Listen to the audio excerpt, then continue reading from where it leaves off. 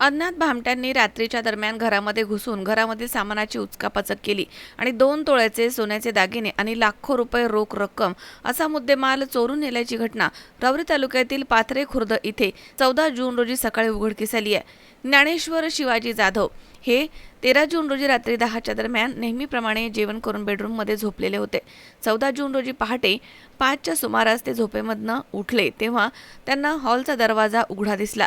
दरम्यान अज्ञात भामट्यांनी घरामध्ये घुसून सामानाची उचकापाचक केली.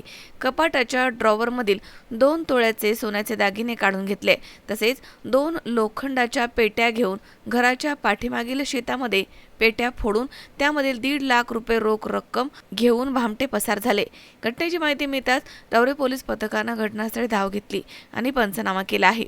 तसेच आरोपींचा शोध घेण्याचा प्रयत्न केलाय. ज्ञानेश्वर शिवाजी जाधव यांच्या फिर्यादीवरून राहुरी पोलीस ठाण्यामध्ये अज्ञात आरोपीच्या विरोधामध्ये घरफोडीचा गुन्हा दाखल करण्यात आलाय.